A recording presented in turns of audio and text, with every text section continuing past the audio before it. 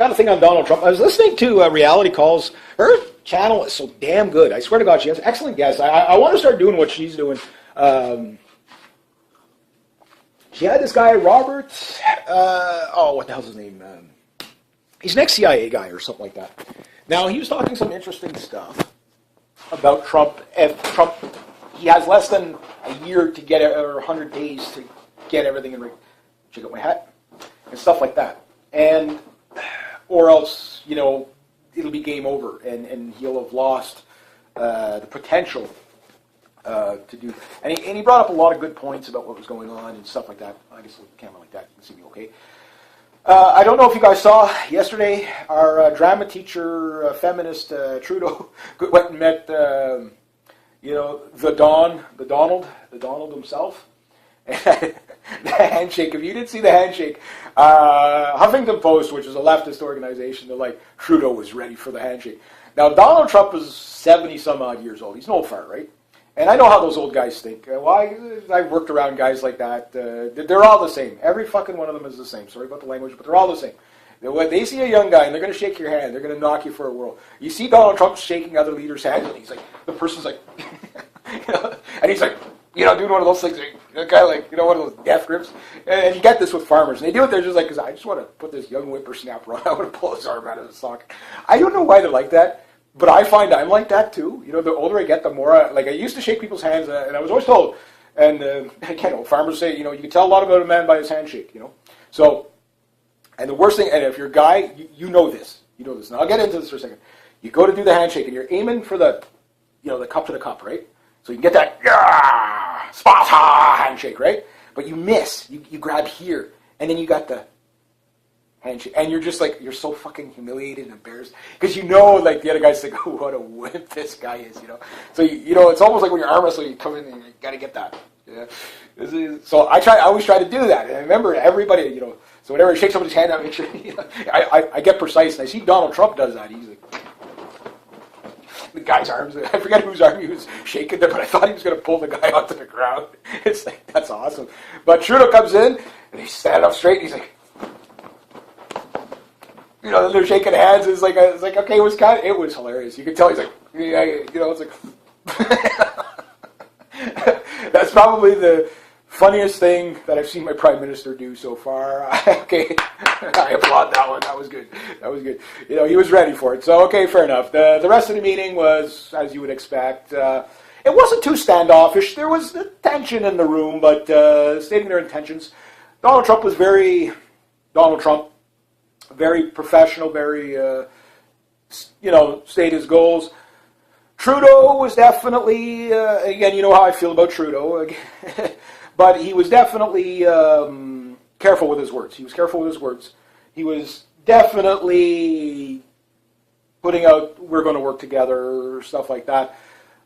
But the questions were more from the audience. It was only I think a 26-minute press conference thing, was, what are you going to do more towards Donald Trump? We know what your stance is on Mexico with NAFTA, but what is it with our country? And Donald Trump still hasn't he hasn't played those cards yet. He said, we're going to work for the best deal for the states, but we're more concerned, So Donald Trump really hasn't given us anything. He hasn't really said, you guys are on the chopping block or whatever. Because the thing that also Trump notices, and this will get into the meat and potatoes in the video in a second, is that between Canada and the United States, we are so intertwined economically, it's not funny. If he was to do a stupid deal that would hurt trade between Canada and the United States, he could potentially be putting millions of people in his own country out of work if he gets this wrong. And if he puts our side out of work, well, we've got bargaining chips that, we're not talking... Yeah, we sell trinkets and stuff like that and widgets to the United States, but that's not where our main trade is. Our main trade is with resources, meaning if you go into a trade deal, the big one that's always been on the block, the soft lumber. I think when I was born, there was a softwood lumber problem, negotiations.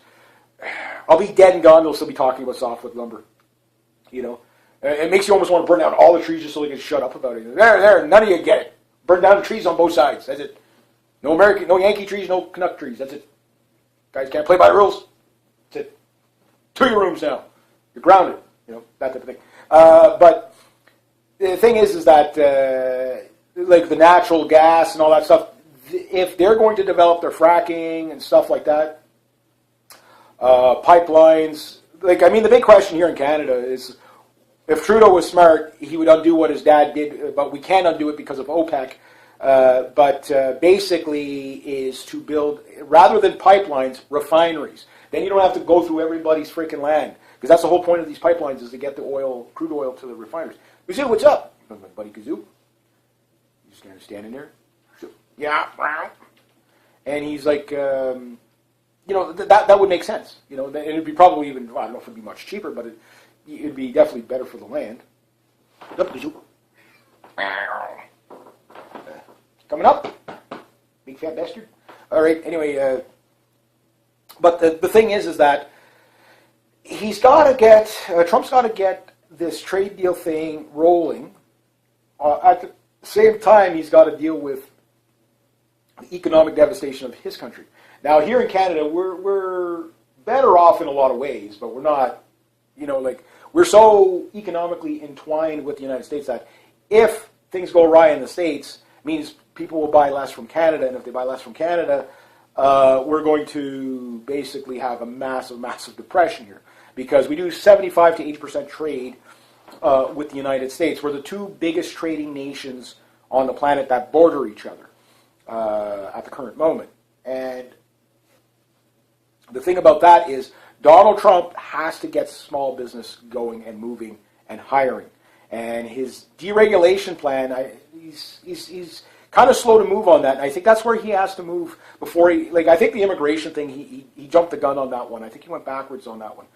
I think if he would have got jobs moving first, he could have, started, but he went about the wrong way. Like travel, you don't leave anybody stranded at an airport. I agree with the travel ban, sure, but you don't leave anybody traveling at an airport. And he unveiled it the wrong way. He said, look, we're going to use what Barack Obama already picked, and we're going to put that in there. If he would have came out that way, he could have basically silenced the masses saying, well, they can't protest it because it was an Obama policy. He's basically enforcing Obama policy. And mainstream media, but it's after the fact now, so it doesn't matter if you tell. But if he would have came out that way, so he was a little bit jumped the gun on that. So yes, it is a high number priority issue down there, but the issue down in the States is the economy. So you've got all these Goldman Sachs, I think they call them the Goldman Sachs 9, that he picked, that people are really concerned about, and he just lost, Flynn there from, so he's losing people in his cabinet too. He doesn't have a full cabinet yet, and he doesn't really have much to pick from except for the establishment guys. So there's a couple of things that might happen within. He's got 60 days left, I guess, to get to the 90 days. He'll be 1 month in on this Friday coming from making this video. So that's going to leave him with basically, you need to have something produced very big in the 90 days to get the people back in. And the problem is, and this goes back to the Reality Call show with that guy, that Robert Sinclair.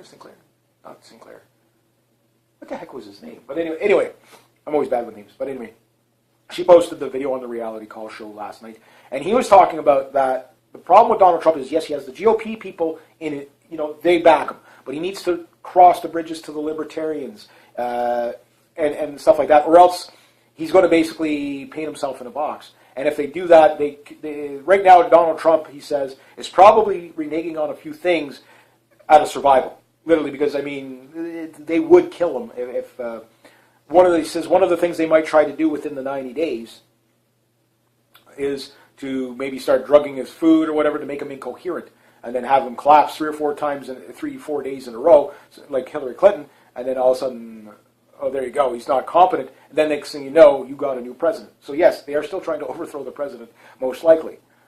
He's made it past the 3 hurdles to become president, the election, the Electoral College, and the inauguration. So he's got past that, but now he has to fight where he is, and again, he's a lamb surrounded by wolves, there's no doubt about that. So he has to be very smart on how he's going to pull this off. And he has to figure out who he can trust and who he can't. And the problem is that there's not a lot that he can trust. And like I've said, the people he's surrounding himself by, look who he's got to pick pick from. So the question is if they can overthrow Trump, make him an illegitimate president. They're already talking about impeaching him again over what I don't know.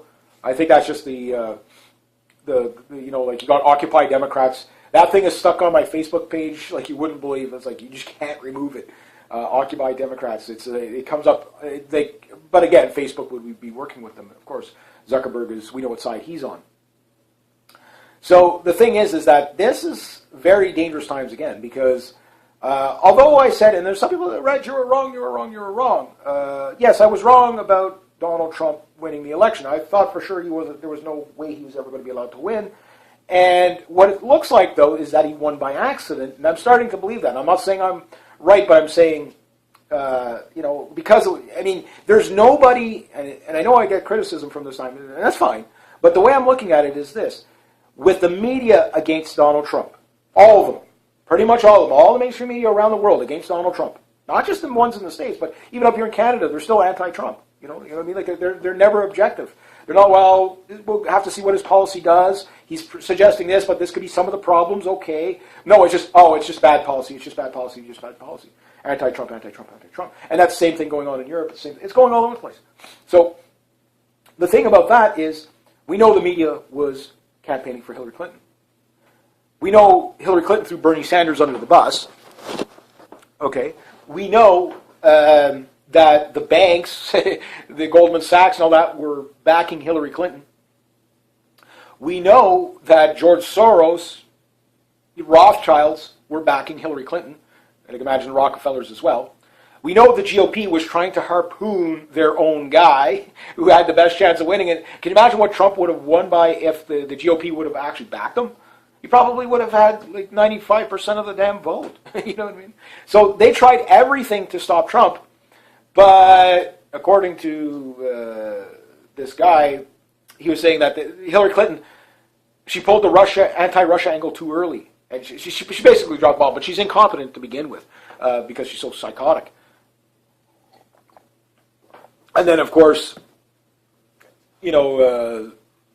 her fainting and passing out and all that stuff. And the lack of, it was just, he won by accident. And the other reason why he won by accident, because it wasn't supposed to come down to Donald Trump and Hillary Clinton. It was supposed to come down to like Jeb Bush or most likely Jeb Bush and Hillary Clinton. And Jeb Bush, again, the personality of a doorknob. Sorry, that's offense to doorknobs. But you get the idea that it was just too unbelievable. And there was just no way they could pull it off. It was impossible. So in other words, Trump won by accident, and a lot of people are starting to figure out that he did win by accident in a lot of ways. So the next step was to harpoon rig the electoral the votes, and even that didn't work. The amount of people that there's some people that voted for cardholders that voted for Hillary Clinton 5 times. Now there was some corruption on the GOP side for sure, but within acceptable corruption, so to speak. So or to be expected. But for the most part, the corruption was on the Hillary Clinton side. Almost everywhere where Jill Stein did recounts, pretty much worked out in favor of Donald Trump.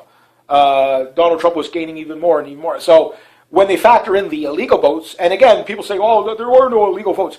Barack Obama on mainstream TV came out and told the illegals, you can vote, there will be no repercussions for you.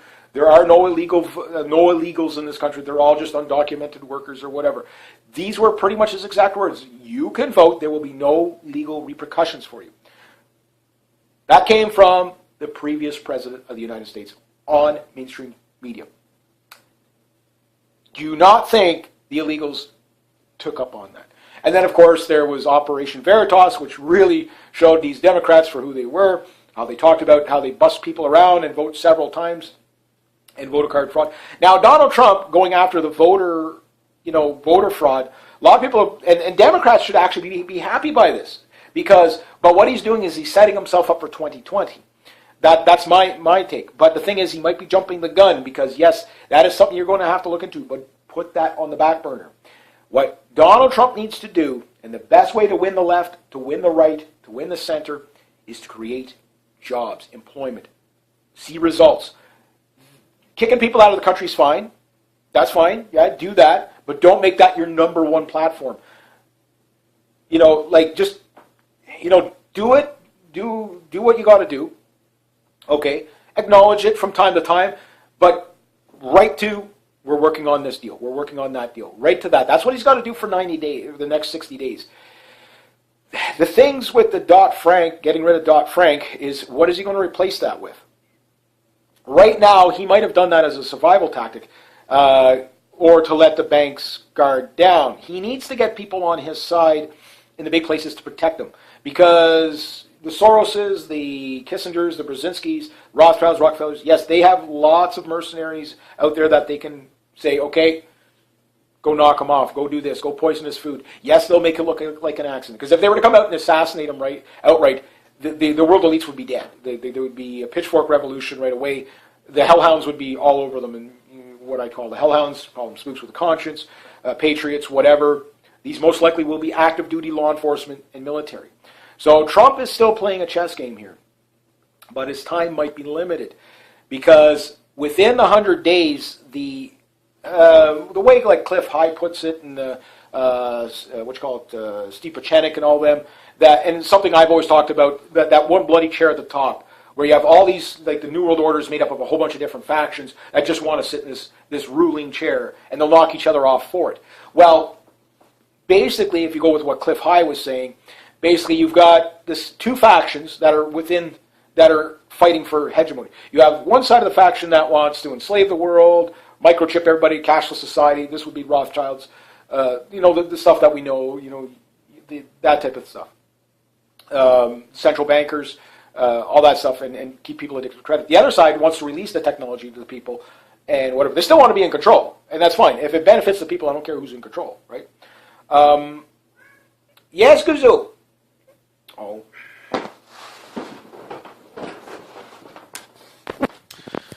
Anyway, you guys are always so interruptive. Yeah.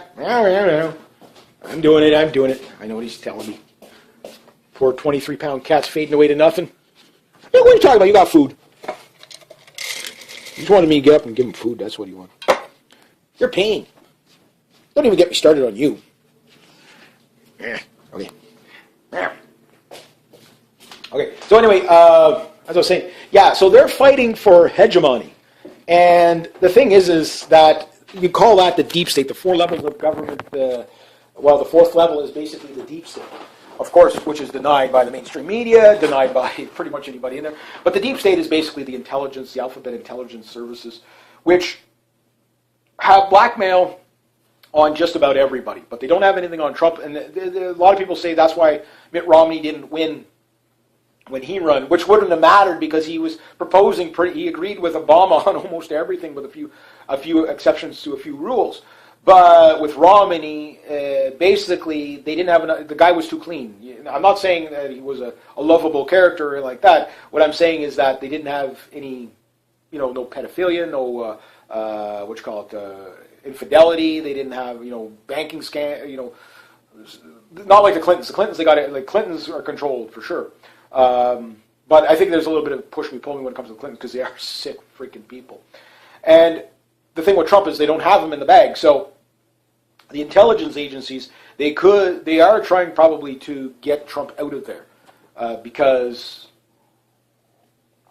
in order for Trump to carry on, he's going to have to start making examples of some of these goon bags. Now, one thing that guy was talking about with Reality Calls was that just expose everything. Trump, rather than try to put everybody in jail that's a criminal, just expose everything. Say, okay, we'll give you amnesty. Just expose everything so we can reset the system, so to speak. But I'm like, no, you can't do that. And here's why. Now, I know the guy might be an ex-intelligence officer or whatever, and he knows things that I wouldn't know, but you're missing the point. If you give these people a free pass, they're going to double down. Look what happened in 2008 with the bankers. We gave them a free pass. We gave them a bailout. They doubled down, tripled down. There's no way out of this without bloodshed. That's. I'm not calling for violence, but I just, if you can't see it for what it is, there is no way out of this without bloodshed.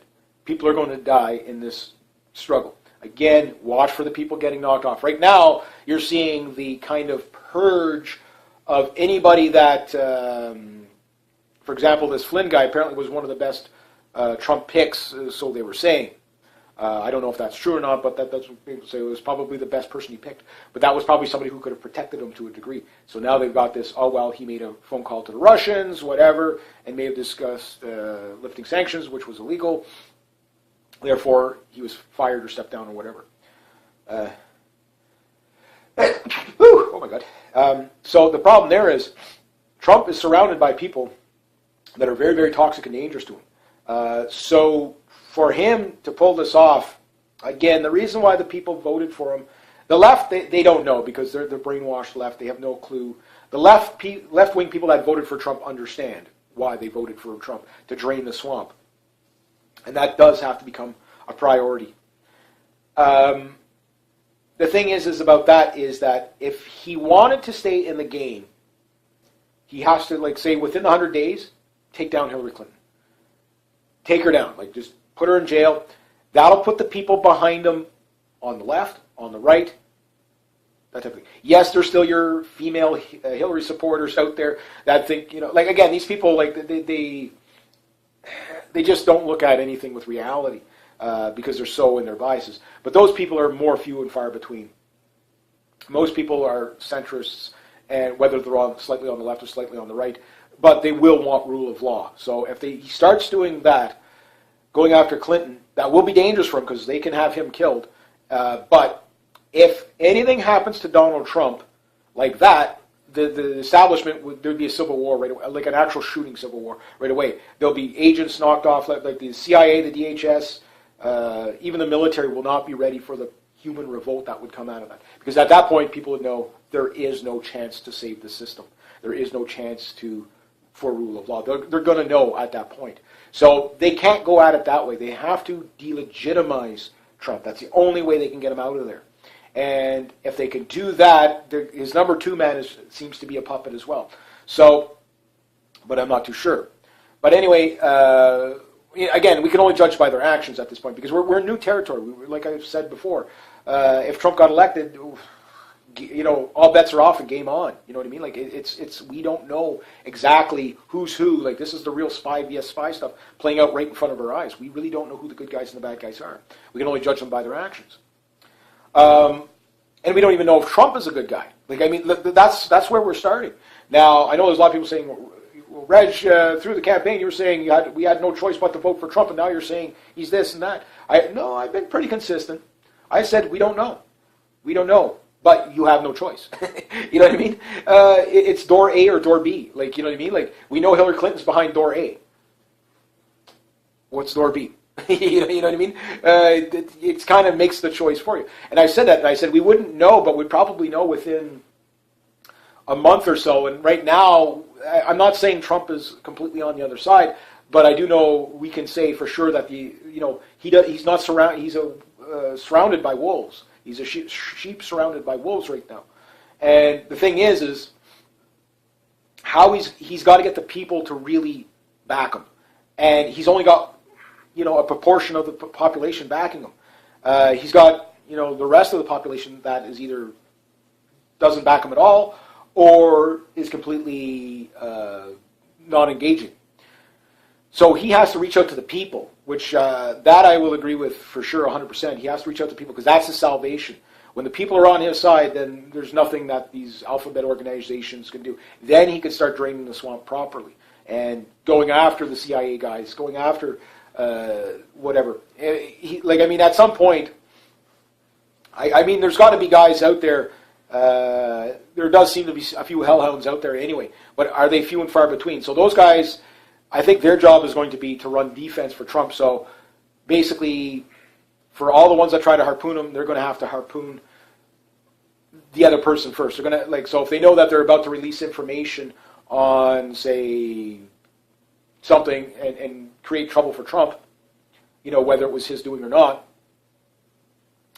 what they have to do to get ahead of that is counterspin it before it can even come out.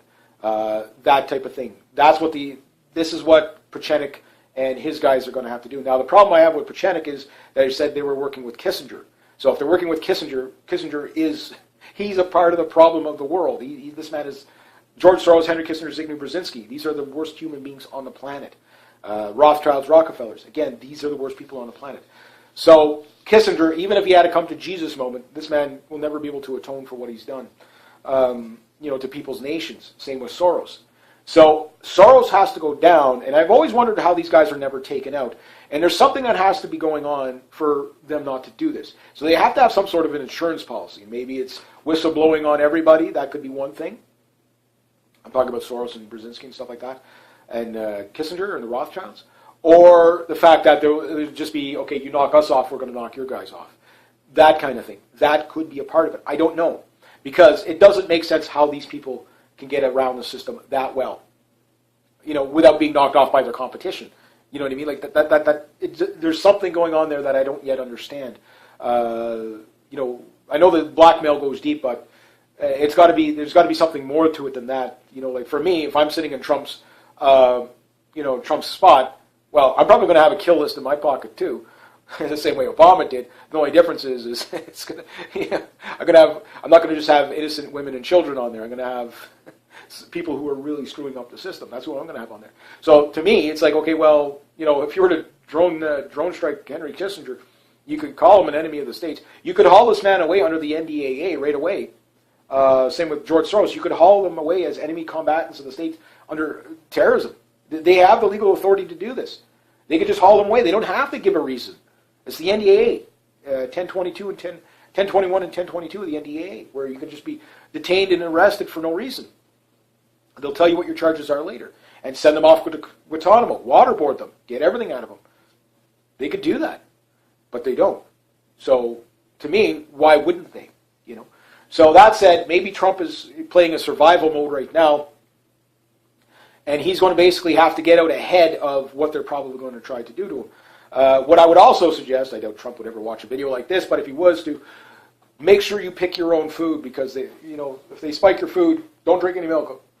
Russians always throw iodine tablets or cesium in the milk, that type of thing. Again, if they can find a way to drug them, to make them senile, then they can prove incompetence. Then the New World Order can get back, and the new boss could be, business as usual. Problem is, if we go on business as usual, we're going to have war. Yes, Gazoo. Don't know if you can hear it. He's been like that the last past couple of days. He gets up and he just comes out and makes noise. You don't hear like dog meowing. There you go. Anyway, I guess he's bored. That type of thing. But the thing is that if Trump is just trying to be in survival mode, then he won't be able to get much done. And that'll be kind of a bit of a mission failure. And in that case, they will have time to throw the economy on Trump before he can put everybody in place so that he can trigger the collapse, not the other way around. On the war front, the World War III front, yes, the system is going after trying to start a war is even more insane now than probably what they were under Obama in a lot of ways, where that's, we have to go to war, we have to go to war, we have to go to war. You've got McCain out there and Lindsey Graham and all that trying to get a real conflict going in Ukraine to the point where it gets to a war with the Russians. They want this so badly, and I think a lot of it is because they're manipulated too. But these are the true enemies of the people, globally, let alone just in this country, in the United States down there. But I think the people know what's going on to a degree, and Trump was kind of the last-ditched attempt before a civil war, and I think. Like the lefties, they don't get it. They're out to lunch because they believed everything that was on the mainstream media. And the rest of them that know about George Soros are just practicing cognitive dissonance, saying, well, we know he's a tyrant, but Trump, we got to stop Trump. We got to stop Trump. Rather than saying, okay, well, maybe we should run to bat for Trump. Say, okay, I don't agree with all his policies, fine, whatever, but we want him to drain the swamp. Mr. Trump, drain that swamp. Here's a name. Again, George Soros, Henry Kissinger, Zbigniew Brzezinski, Rothschilds, Rockefellers. Go start there first. Get everybody underneath. Get the CIA directors. Get the FBI directors. If they're not upholding rule of law, well then, they need to be removed. And I want to see it done through rule of law. The reason why I want to see it done through rule of law, not revolution, is because once a revolution starts, the revolutionary hangover is very unpredictable, and we can end up with a George Washington, sure, but we could also end up with a Saddam Hussein or a Fidel Castro. And in that sense, Again, the people have to back Trump. They have to back their president. That's why there's so much effort on the mainstream media and the social medias by all the left wing is to delegitimize Trump. That type of thing. That's why I'm thinking the immigration thing, he shouldn't have put that on the main, it's more of a distraction. Yes, you can go about it and whatever, but get jobs. That wins the people. The next thing is slowly drain the swamp. Start with the big guys and work your way down, because you're only going to get a chance to get those guys he's going to get a few rare moments to get these guys. And that's what needs to be done.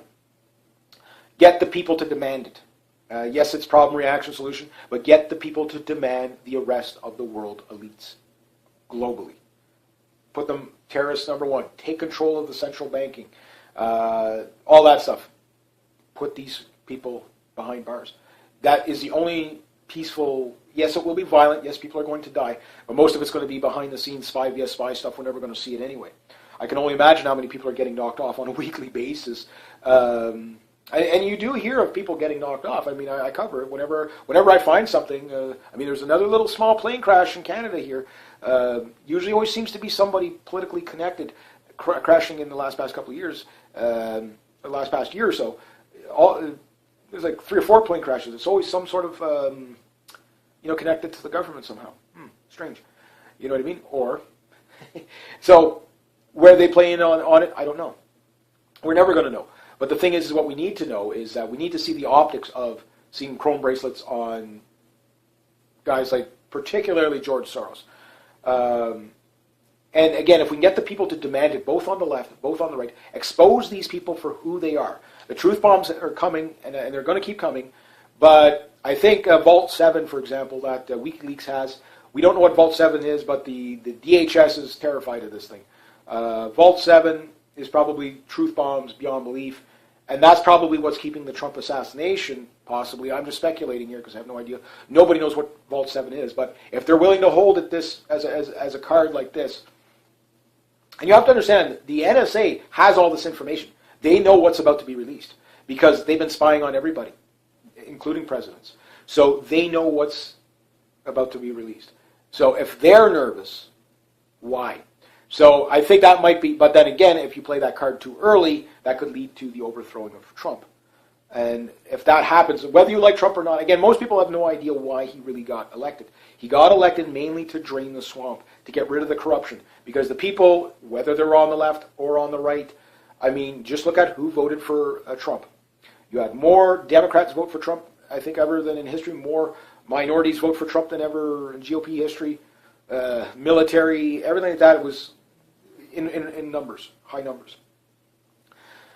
So most people, they think it's about the Muslim bans and stuff like that. That's the left. That's the left being the left. Those people are gullible. They'll pretty much believe anything, and they will never investigate anything. The people that do investigate, you heard time and time, Bernie Sanders supporters, well, I couldn't vote for Hillary.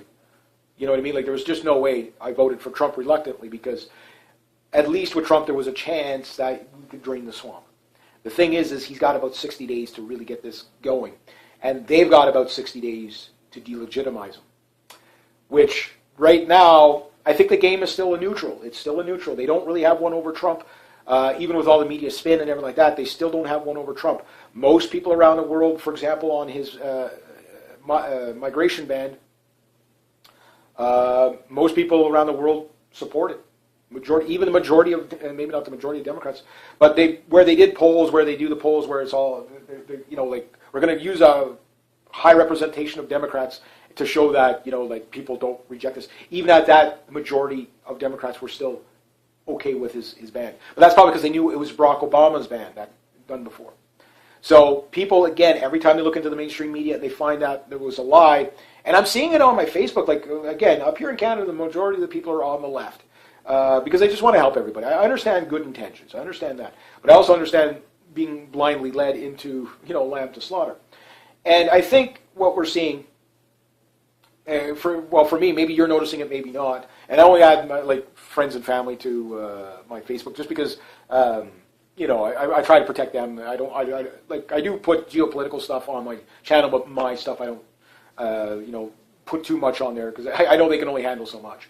And I'm more to protect them, that type of thing, in case, I get if I let somebody on it and then they start arguing with my family members and stuff, I don't want that. You know what I mean? So yes, even if you have a completely difference of opinion, that's fine. But keep in mind that you're going to be, like I got to protect my family. Whether I agree with them or they agree with me or we don't or whatever, I have to protect them. So, but what I'm saying is that what I'm noticing, particularly since Trump's inauguration, is there's starting to become a reversal from anti-Trump, anti-Trump, anti-Trump, to, like, there's one guy, everything's anti-Trump because I think he's radically on the left. Fine, whatever. And I'm using him kind of as a meter, and I'm waiting for him to turn. And when he does, it's going to be glorious. I don't even have to say anything. I never say anything. But a friend of mine, she posted something last night that was just truth-based, And I know for a fact she's a liberal. She's on the left. She most likely voted for Justin Trudeau. I can almost guarantee you. But she's starting to now see it for what it is. And when I see a girl like her change, or a lady, I should say, I'm like, yeah, people, the lie, the fake news, the lies, that stuff. You notice that the mainstream media is slowly trying to dial down the fake news thing because it's gone. It blew up in their face. It worked for maybe the first 2 weeks. Like, again, Saul Alinsky tactics, ridicule. There's no defense against it. Yes, there is. It's called truth. And when people find out that you've lied to them, they never. Once trust is broken, that's it. That's it. People can be wrong. That's fine. But when you knew it was a lie and you doubled down on it or you led or disinformed on purpose, then people see that and they will not go back to you. Mainstream media is all but dead and gone. The only thing keeping the CBC going is our tax dollars. So I think, again, you get politicians that are going to start ramping up, hey, you know what, we're going to privatize the CBC. We're done with this. And maybe we're going to have to revamp the CRTC too, because there's a lot of things in the CRTC that is just, that's the regulatory body, right? But the same thing is there's too much regulation on information. Oh, but fake news. Let the people decide for themselves. Whether people are on the left, whether people are on the right, and Trump could play this card very easily. Look, whether you're on the left, whether you're on the right, don't go to the media, come to me. And he needs to keep putting that message. I agree with the guy on Reality Call Show that, yes, Trump needs Trump TV. He needs a proportion of his own media. Get rid of all the other mainstream media because they keep spinning everything. Just, here we go. Here's a media. People could dial into it. This is what we're saying. This is what my guys are saying. Then you can hold their feet to the fire that way, and you should. But until he does that, like, he's got to get that out there. That's the only way he can have a direct line to the people next to the social media. Because not everybody's on social media. That's the problem, is you still have, again, the people from 61 and up are still mostly watch the TV. Now, that in itself is, that's the highest demographic. But a lot of people still watch TV. So, like, for example, when the CBC puts out a story, 12 million people are probably going to see it in one night. It takes a long time for the counter reality to come in, or counter to that, to the BS to come in to undo that. They might only reach 1,200 people a night, you know what I mean? That type of thing. But it does grow over time. So, or they might get 1.2 million people overnight, that type of thing. So these are the things that, like, Trump is going to have to do, and we'll have to wait and see how he plays this card out. Right now, he's kind of, the information that he needs isn't getting to him, and the information he needs to get out isn't getting out. So we see this restriction on the information. That's kind of boxing him in. And if they do it right, they can box him in, then find a way to delegitimize him. The best way they could do it is drug him through his food or whatever to make him a bit senile, whatever, or bait him into something to set him up to fail. He's not a stupid man, so I'm thinking he's probably already quite aware of this. But the thing is that, like, for example, if I ever become prime minister of this country, first thing I'm doing is buying a whole bunch of, like, 4 years worth of food, or 8 years worth of food, whatever it's going to be. But I don't even want to run for 4 years anyway. But 4 years worth of food, hide it in my office, nobody goes in there but me. It'll be in a vault. I'll eat MR meals ready to eat for the next 4 years. That way I know it's not drugged, all that. I chose the food myself, right off the shelf myself, that type of thing. Not going to tell anybody where I'm going to buy it. That way I know at least that part. That's not paranoia. That's like, okay, because of the people I'm going after, that's how I would go after somebody. You know what I mean? Like, if I wanted to, if I was an agent, again, you're going to make it look like an accident. You're going to make them look senile. You're going to, heck, Hillary Clinton stumbling around. That's probably what they did to her. She's probably was drugged. That's probably why she was so out of it. Probably not realizing. I mean, did you see the look of that woman after the day or two after? Like her face was like, mind you, it was probably from drinking too much. Probably had slight alcohol poisoning too, but she looked like death. Even with the makeup on, she looked like death. Like you could see the blackness in her face, and oh my God, it was just disgusting. And we haven't really heard from her very much. I remember Cliff High saying she was just going to kind of go away. But she's now starting to, women are the future. So I think now, for Hillary Clinton, I think now she's just going to be the senile old lady, just screaming and ranting. And yeah, she'll have her cult following, but I think most people see Hillary Clinton for what she is. But she still needs to go to jail. She still needs to go to jail. There's no doubt about that. So we're going to have to wait and see what happens. Things are getting interesting. I do believe it is going to get twice as violent. One of the things, and this is the rumors are out there, that Barack Obama is setting up shop in Washington to basically set up a headquarters for agitators. The idea is to make sure that the country, and this is coming from the left as well, is to make sure that the country is ungovernable. Which means you have insolvency. Like the United States is like Shia LaBeouf. He will not divide us. You're assuming you're not already divided. You know what I mean? If you didn't see that troll, that was brilliant. Oh man, they put it to him. Yeah. But the thing is that the people that see this is where the fight is. This is where the Civil War is. This is where it's like, okay, if this fails, you're going to be shooting at each other. Now the thing is I don't know how many people will be shooting at each other in the streets. I think that will be, you'll probably see that about midsummer to a small degree, people knocking each other off. But I think that'll be short-lived. I think where you're going to see the real death count is in the elites.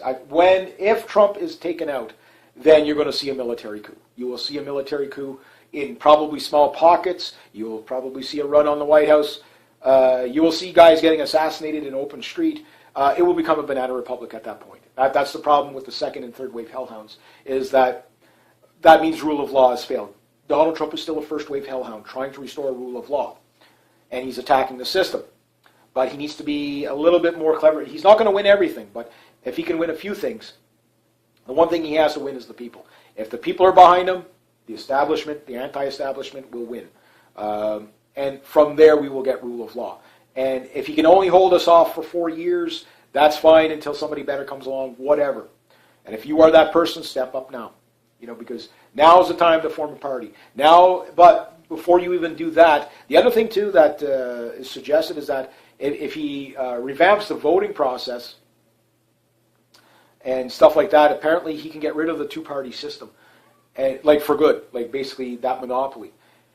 But right now, he's got to survive for the next 90 days, or next 60 days. So that's where we're at. We'll have to wait and see what happens. Again, is he the good guy? Is he the bad guy? Well, even if he is a good guy, he's surrounded by a lot of bad guys. And these people still want to take us to war to get our minds off of the anti-establishment and anti-globalism. They want to take us to war big time.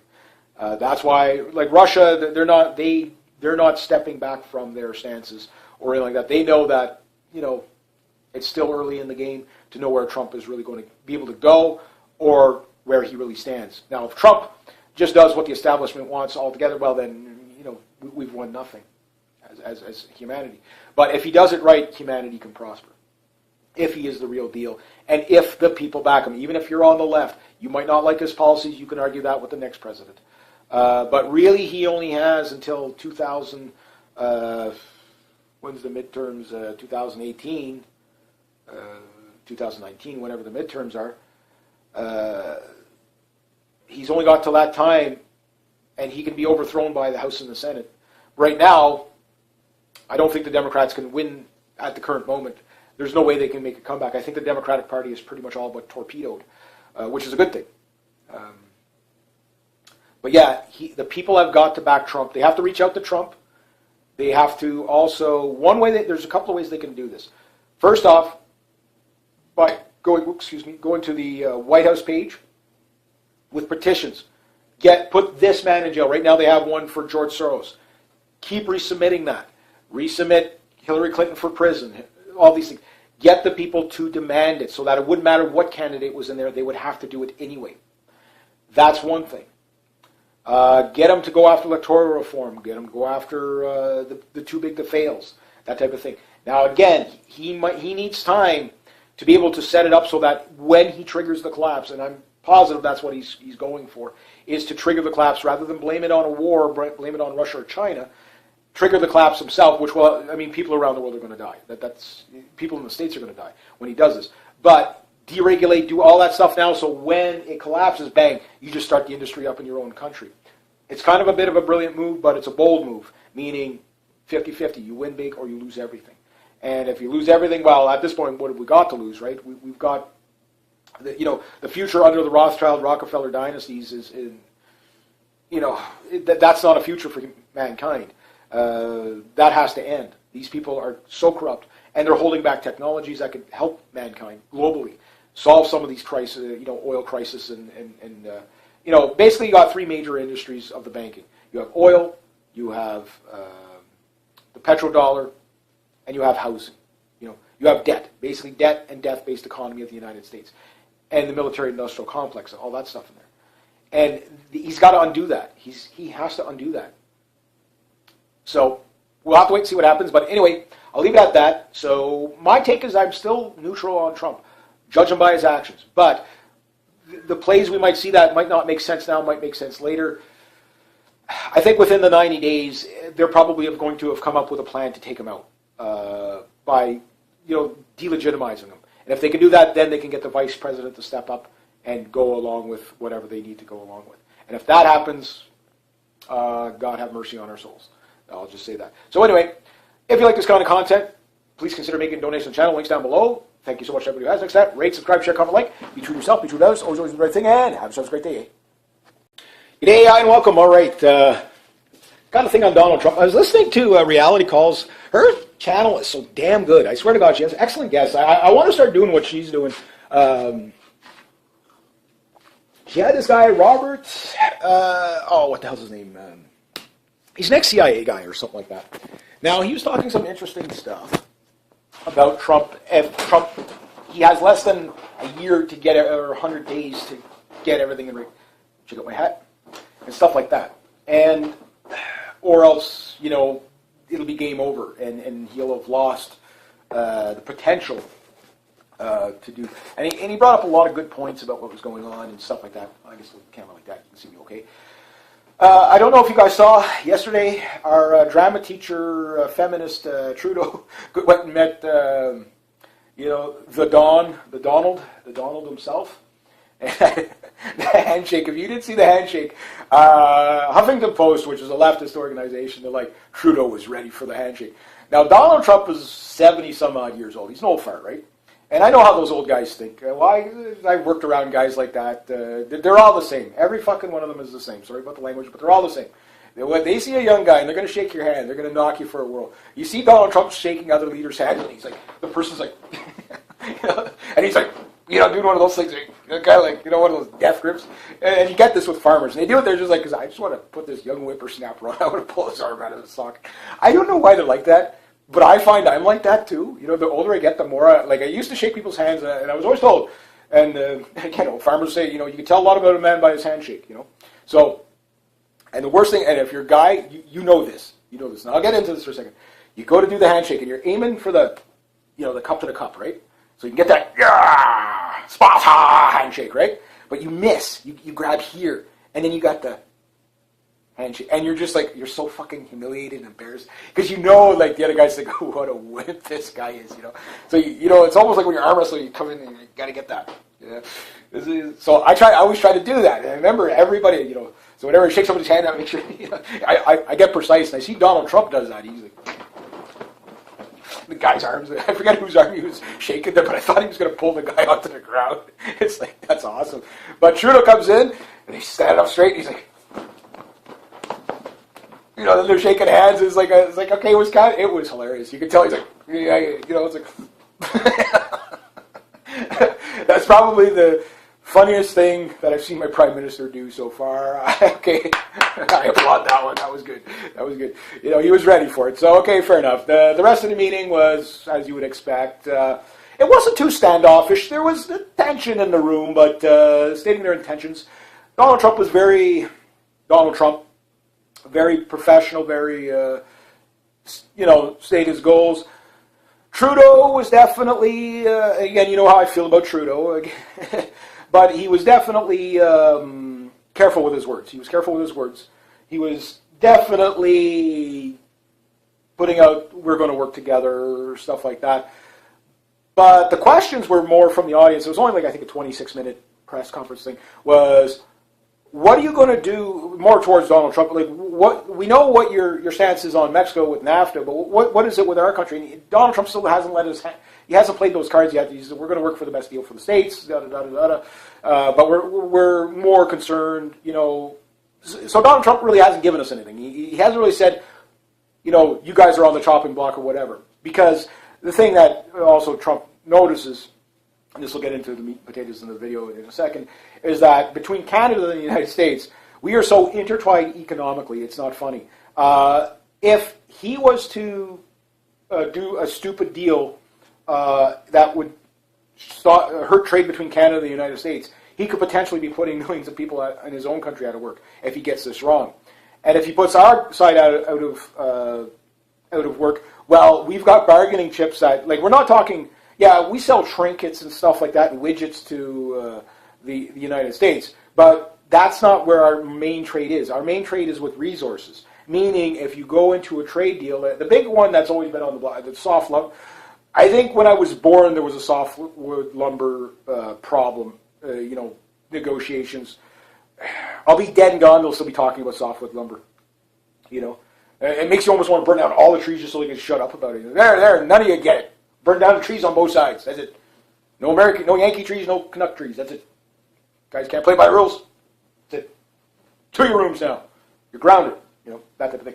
But the thing is that the natural gas and all that stuff, if they're going to develop their fracking and stuff like that, pipelines, the big question here in Canada is, if Trudeau was smart, he would undo what his dad did, but we can't undo it because of OPEC. Basically is to build, rather than pipelines, refineries. Then you don't have to go through everybody's freaking land. Because that's the whole point of these pipelines, is to get the crude oil to the refineries. Kazoo, what's up? My buddy Kazoo. He's kind of standing there. Yeah. And he's like, that would make sense. And it'd be probably even, I don't know if it'd be much cheaper, but it'd be definitely better for the land. What's up, Kazoo? Coming up, big fat bastard. All right. Anyway, but the thing is that he's got to get Trump's got to get this trade deal thing rolling. At the same time, he's got to deal with the economic devastation of his country. Now, here in Canada, we're better off in a lot of ways, but we're not. We're so economically entwined with the United States that if things go awry in the States, it means people will buy less from Canada, and if they buy less from Canada, we're going to basically have a massive, massive depression here, because we do 75 to 80% trade with the United States. We're the two biggest trading nations on the planet that border each other at the current moment. And the thing about that is Donald Trump has to get small business going and moving and hiring. And his deregulation plan, he's kind of slow to move on that. And I think that's where he has to move before I think the immigration